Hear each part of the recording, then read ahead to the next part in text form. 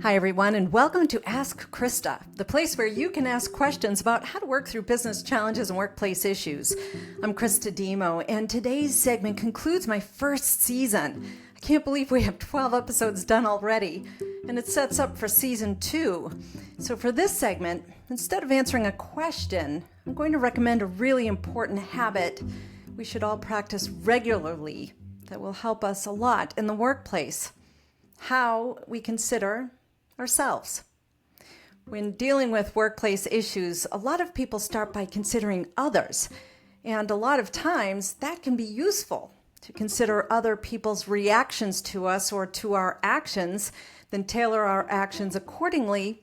That's a good skill to have. It's one of the key elements to influence, and to a large extent, it's also how you set up for good negotiations. You create an environment where the other person feels at ease, feels considered.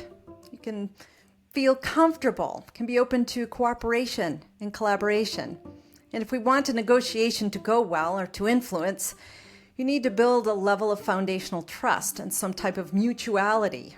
And one of the best ways to do that is to consider the other person or the other people, where they're coming from, what they want, what will work for you to get you closer to what you want. In fact, the old school mainstay of negotiations is to know the difference between the surface level needs, or the ones in front of you, versus the underlying concerns, the real reason behind the negotiation, the real want from the other person. And within those underlying concerns is the heart of the matter. And the quicker you get there, the smoother the negotiations tend to be. You know what makes it much better? Easier? Making sure we consider ourselves too. What our underlying concerns are. What do we need in order to take that next step? Based on the questions I've received in the last few weeks and my own reflections about why I started the podcast and what I hope it achieves for others, Season 2 is shaping up to be a lot about that. How we can know ourselves better in a work situation so we can handle work situations better. How we can feel stronger to advocate for ourselves. How to learn different tools and techniques and then apply them to smooth through a day, not just get through a day. How can we feel more understood, less weary at the end of our work days? All of that is coming up in Season 2. And this is especially important for certain demographics who learn at an early age how to influence others, especially if there's already a power dynamic involved. How to approach introducing a new idea, how to frame an issue so the person doesn't get defensive. Again, how to stick up for yourself when your boss interrupts you in front of your team. All of those questions and scenarios focus on how to get to a goal we're seeking, sometimes urgently, like if you think your boss is sabotaging your good work.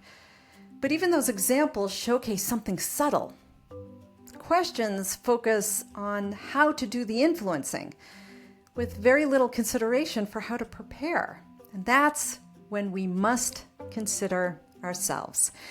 Because it's not just about how we frame an issue so the person doesn't become defensive again. It's also about how to prepare yourself so you don't have to work so hard to avoid someone's defensiveness, or how to make small changes and adjust your style to something that works well for you and coaches someone else so it's a lasting change. So, it's not how to frame an issue so the person doesn't become defensive again. It's how to change your perspective so you can speak your truth whether the person becomes defensive or not. If you can frame it in a better way, then that's always a good thing to do. But you have to consider yourself first. What are you looking to achieve that will offer a better situation for you overall, not just for that one moment, which then should lead to a better situation for everybody?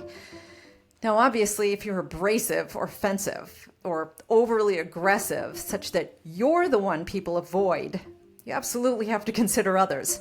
But again, there's some inner work you have to do first. Otherwise, whatever you do in the workplace to solve some of those issues, it won't have a lasting effect.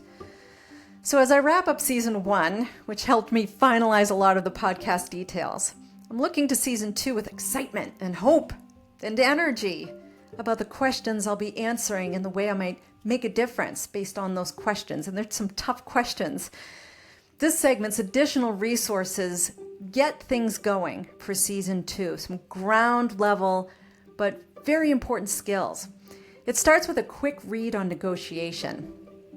During episode 7's segment about raising freelancer rates, I talked about how important it is to have negotiation skills, and not just in business, but in life. And that's a lot of what you'll learn from Bob Gleason's article, Top Negotiation Strategies for Strategic Communication Success.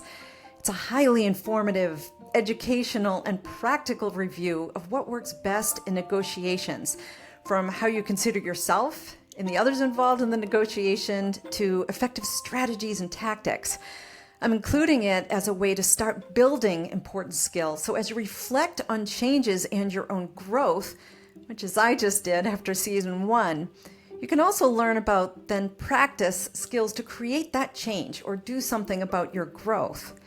If you're feeling more ambitious, then I've also included a YouTube video from a London Business School seminar called The Art of Negotiation, 6 Must-Have Strategies. It's a very engaging video that goes through the science of negotiation while focused on really practical aspects of what works best. It's about an hour, but it also has had 5.5 million views, and I watched it this morning to determine whether I should add it, and I'm adding it, so it's a good find. You'll learn why it's important to start with yourself in both of these resources. The last resource is about conflict management, because we all need a bit of those tools and techniques, especially these days. And I'm not talking about the skill of enduring conflict or avoiding it. In fact, most people prefer to avoid it. And part of that is because, just as with negotiations, we're never really taught how to manage conflict, particularly in school and at work. And when we are, it usually starts with thinking of where the other person is coming from, when in fact, the best rule is to start with yourself.